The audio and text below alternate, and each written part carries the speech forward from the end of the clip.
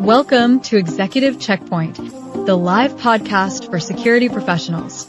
Each week, we explore industry trends, challenges, and insights with leading experts. This is your insider access to the minds driving change in our industry.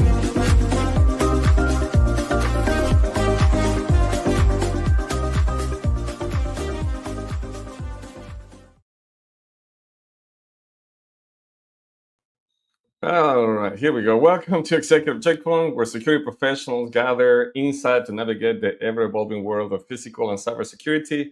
I'm your host, Tino Urbina, and today I have the great honor to have Don Morron, CEO of Highland Tech, a host of the AI PHYSEC Today podcast.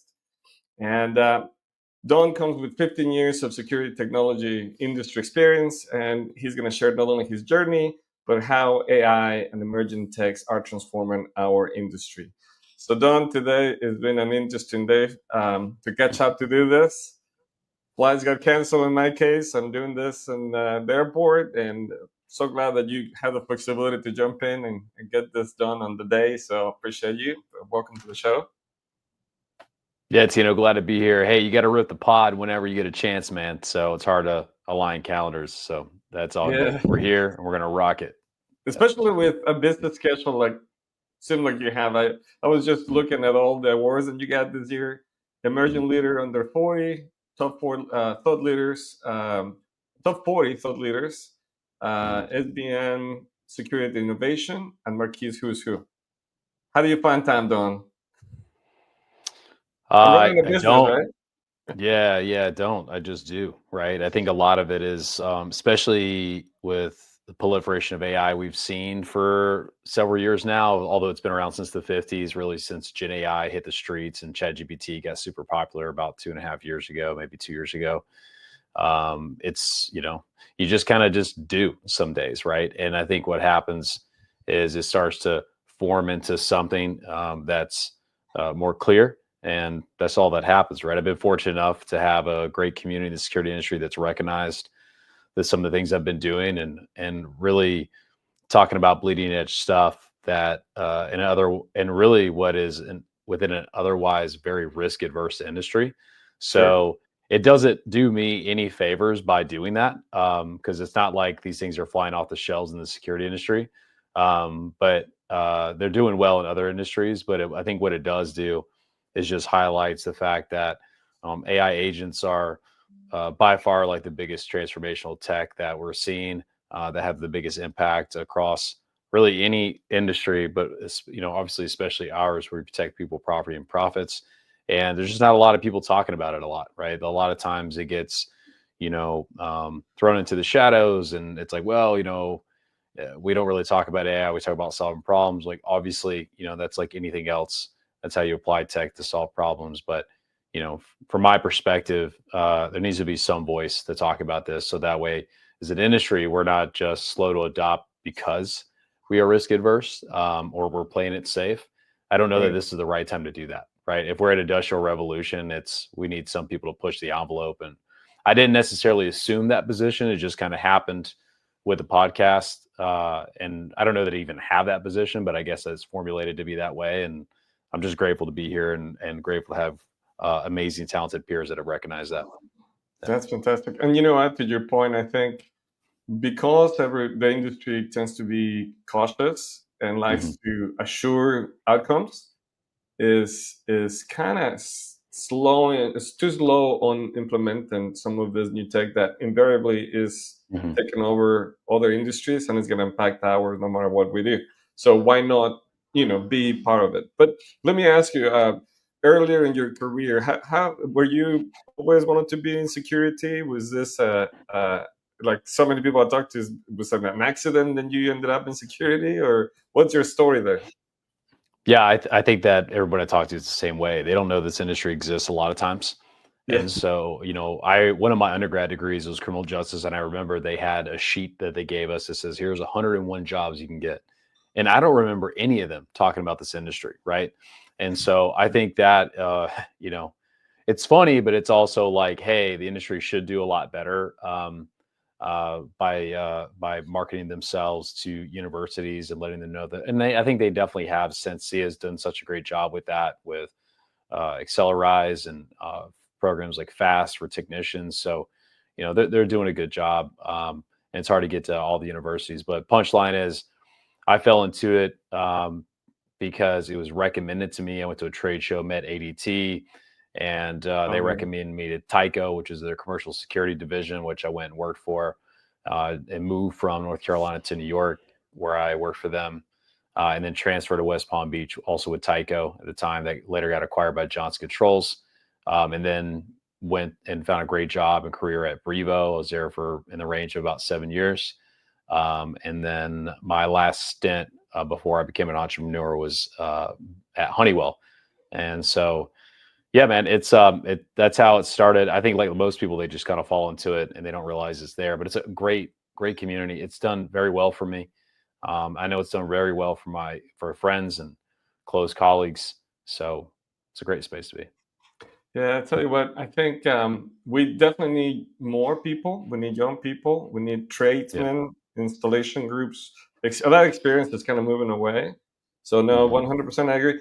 It sounds to me that your experience kind of touches a couple portions of the industry, from manufacturing to integration, and now you're in the consultancy side. Is that kind of the basis of your company today? No, so we're an engineering firm. So what we do is Okay. we build AI agents to automate business workflows, or a little bit more specifically, we solve for repetitive and mundane tasks, mostly in the operational efficiency side. Like anything around the operations side, we tend to tackle. And so I don't consult today. I'll likely turn up the heat on that after maybe, who knows? I think about it almost every day. I just don't personally like to trade my time for money, to say like, oh, I'm going to consult and get paid something an hour. I'm more of like, let's go solve big problems. And that's where what we're doing on the AI agent side is very tough. It's very tough. It's not easy. I think anyone that builds them, they would know that. One of the things we've seen is we can get down to the demo side where it's like flawless. Like we can get that product working and it's like what we wanted and what the customer wanted. But what we realized too is that in production, when you turn it live, that there's a lot of challenges that have nothing to do with us, but that's not what, the customers want to hear, of course, but when we see them turn into live, there's all kinds of things, but that's very normal for the AI agent space. But the way we've modeled our process has allowed us to, foresee a lot of things that we could run into, to set proper expectations to customers. And yeah, every month, every project we do, we learn something from it. We improve our process. So we're really growing like a fine wine here. And I think by the end of the year, we're going to be super sharp. And that would allow me to, I think, go to the companies and charge, if I was going to consult, charge at a rate that I think would be worth my time. But today it's kind of security sales leader turned AI founder, entrepreneur kind of guy. So, but really the practicality is so much more important even than the education side. Like I have a no-code certificate from MIT in machine learning and AI, and that was cool. And then just being really, how can I say, intentional about learning about this space for a couple of years now. I believe, and this is a great example for anyone listening, if you ever want to change your career, that I believe that the effort that you put in within whatever amount of time does not equal the same effort as someone else, right? So I think about, me going toe to toe with anyone that's been in the AI community for a decade. And I could think like, how could I ever compete with that? Well, my 2 years isn't your 10 years, right? I don't know what they did for the last 10 years, but this is stuff where I've had sleepless nights, thinking about, reading about, this is my life. And so, I think about it to say, show me a lot. There's a couple people, but show me people that are in the security industry that have turned into the AI community and have brought that back into the security industry. Usually you're going to find people in the AI community that will seldomly come to the security industry. They're usually going to the manufacturer side, but to be able to bring it down to really small, medium businesses, and forms and contexts that they can understand, it just, not to my knowledge, just doesn't exist. So which what we do as an AI automation agency, what we focus on. Yeah, and it's only changing. It's gonna be, it's gonna change even more, just because agentic AI is coming in, and then of course the speed of computing is evolving with quantum computing. In fact, I was watching this conversation that describes how now diamonds, specifically blue diamonds, are the key for faster computing and cheaper than the quantum, that we're building in low temperatures. And that's getting a little too nerdy, right, for some people listening. But if and when that takes place, everything that we know as an industry is just gonna, times 10 go up and whatnot. Let me ask you a question. I feel that our industry and many are implementing AI needs to reimagine the processes, not just slap AI in the sequence of operation, right? So how do you explain that to a client, and focusing maybe a little bit, like you said, mid-size security companies, to adopt something that requires them to rethink their processes and potentially, not potentially, implement something that is relatively new and really drive it, right? Test it and drive it and improve it. Yeah, it's funny. I just had a conversation yesterday. I'm on the advisory board for University of North Georgia, where they have an AI program, and and I've heard this before, but one of the discussions that we were having was, when you look at this AI adoption, it's like two flavors. One is, how do we become more efficient, and the other one is, how do we do something new that we couldn't have done before, right? So two trains of thoughts. I think the easiest approach is find your efficiencies first, because it helps people learn the application of and the experience of before they jump into something brand new. Doesn't mean that they can't. They can do whatever they want. I just think over here there's low hanging fruit to get money back on return on investment, because we know there's inefficiencies, right? So I can calculate that. I could say, if I could remove that mundane task from my team's load, how much time do I get back? Okay, spend the money, get the money. All right, next, And so I think through that experience, it affords people the opportunity to get confidence, so that way they can be creative and they can start to think about new ways to apply it. And really, it's in those new ways to apply it that is probably the highest value things, right? I mean, creativity is what we're really good at as people. And so while AI isn't necessarily creating quite yet, I think the goal would be is to get over to this creative spot as soon as possible. And I think it needs to start with just the basics. The basics is identifying what are repetitive, mundane tasks. Like, I did a AI 101 small business success series. I presented from like 80 or so people. And in that, I provided frameworks for helping people on how to identify repetitive tasks. But one of the ones that I've seen in practice is they can take two approaches. And I try to, if you ever hear me talk, I try to get down to two approaches to make people make easy decisions, right? Sometimes it's one, but then we don't live in an absolute world either. And so one approach is you're generalized, where you're like, hey, just tell me the use cases. What are the use cases? And I don't like that approach, because people aren't working to solve their own problems. Like, meaning, okay, let's say one approach is automating invoices or bill collections. Okay. Well, maybe that's a problem, but maybe that's not their most pressing problems right now. Like, meaning we can solve it, but like the problem that we're solving isn't that vast. And what it does is it starts to shut down, like I would call the creative juices, you know what I mean? Where it keeps them from actually thinking deeply. And so the other route is they go specific, where they sit amongst their peers to really figure out, maybe over the course of 1 to 2 weeks, what those repetitive, mundane tasks are, list them, work to prioritize them, draw out the workflow diagram so they understand what those processes are, and then they build towards that. Because that is something they could say, wow, we've been having this problem daily. It's an issue. It really hits home for the company, rather than them fitting into a general box. And so that's where people need to focus on the most right now.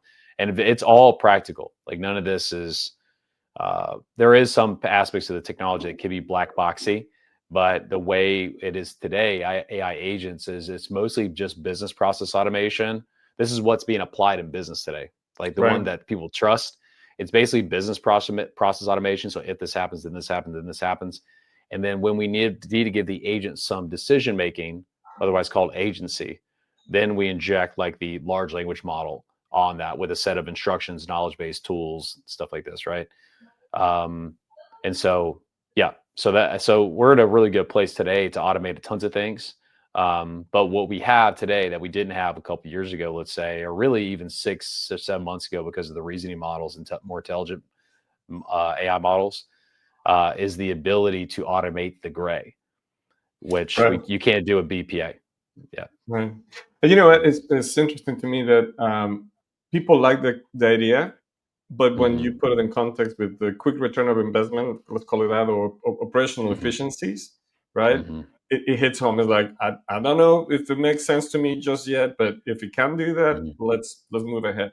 Now, in the security segment, of course, it's a little different because it sounds to me there's a balance between trust, compliance, ethical considerations, and the AI security, cyber. So it becomes a little more convoluted. But to your Mhm. point, introducing this from the operational side first, so it can evolve within an organization seems to be the. What would be your recommendation for someone that is looking to bring AI to their organization, small or large? What I think about a lot is mindset.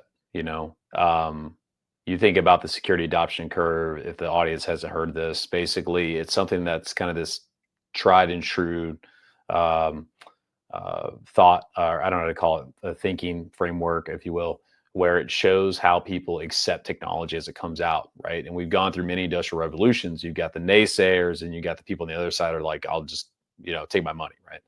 And that spectrum is very defining, like meaning that I think people need to self-reflect some to realize where they're at, and then realize that AI is this, whereas is absolutely one of the largest technological advances in human that we know in human I agree. history, right? So, and we've learned what saying no to the calculator was, or the internet, or the cellular, or learned what it was like to say no to farming equipment, right? Or industrial manufacturing, right? Well, Or the steam era, right? So we don't humans do not overcome technology advances. Technology drives innovation, and innovation rules the world. And I think that people fight against that. I think it's foolish. I think it's a waste of energy.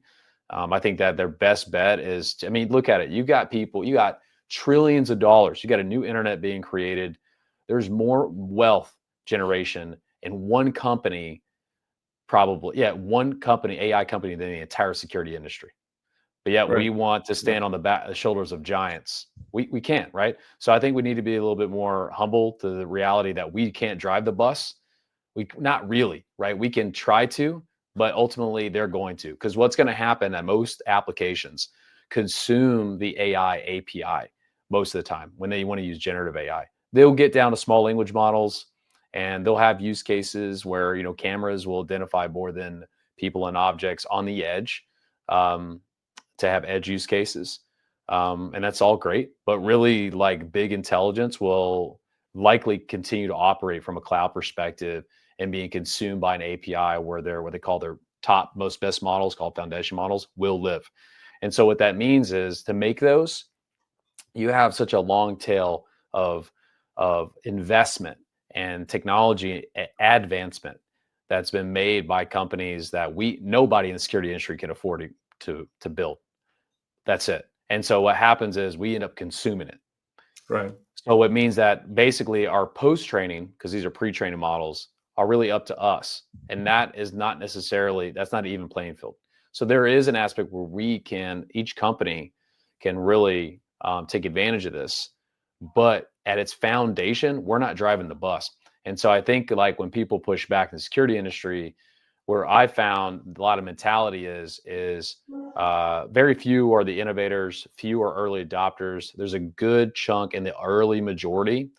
And the early majority of the technology adoption curve are people that usually need proof about it, which is fine and reasonable. But I think if anyone is on the late majority or the laggard side, they really should self-reflect and look to adjust, or you'll just be behind. And I know that people hear that a lot.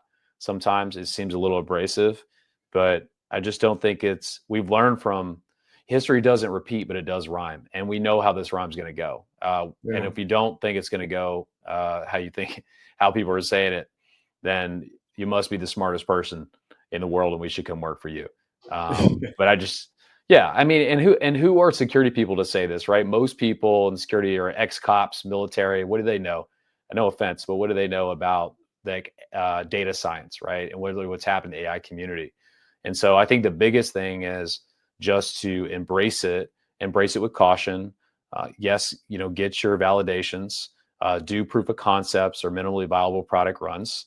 Start off building a fit for efficiency so you can get familiar with how these projects go. There's a lot of off-the-shelf stuff people can buy. You could run those through your IT security team like you would any other product. And then allow the creativity juices to flow so that you can solve big, even bigger stuff. Right. So that'd be my response there. Yeah. And to your point, bring an expert, right? Mm-hmm. I understand that if your background does not meet the need of implementation for something like this, if you understand the benefit and the short term and long term, right, of implementing this technology from operations and forward, it's going to be key. Well, let me ask you: you're at the point of your career, then you're launching this business, and can you think back when you started your career? Would you ever guess that you were going to be doing this? It was not even a. I mean, I've always had some interest in doing entrepreneurship, whether it was fractional sales leadership or something around sales. But yeah, I mean, one day I used ChatGPT and I was like, oh my gosh, this is amazing. Like, what is this? And Right. I went on a pursuit to figure out what was going on. And and so no, I would never thought I would have gotten into this. I mean, I knew about AI like existing, but never really paid attention because it was out of reach for majority of people, right? You want to buy AI automation services for your company, you better have a lot of money, but now that's been democratized. Right. And that's amazing, right? Honestly. There's also a lot of concerns, but that's more some stuff I think is maybe for a different day, or we could talk about it today. But Hey, listen, no, I never thought I we would have can got there. extend this another hour. Absolutely. Yeah. Well, Don, let me ask you a question. What would be your advice to yourself? Let me change the question. When you started your career? My career in the security industry? Sure. Your Now that you know network what you is, know, that younger yeah. self. Yeah, your network is your net worth. That's what I would have told myself. I don't think when I was younger, I took early stage, most of it. I did not take advantage of that. I didn't start to build personal brand until probably like 18 months ago. Yeah, And so I think I can that relate was a to that huge a thing. little bit. Yeah. Well, Yeah. Don, I mean, again, so it's been a pleasure, and unfortunately, I have to catch a plane. So, sounds good. but we need to extend this, and I'm sure it's a little weird to be in somebody else's podcast. We're still gonna catch up and do some more collaboration. But I appreciate your time. I appreciate your flexibility. Want to thank everybody listening to the conversation, Don. Absolutely pleasure talking to you. And for the audience, thank you for your time. Stay secure, stay engaged, and we'll see you on the next checkpoint.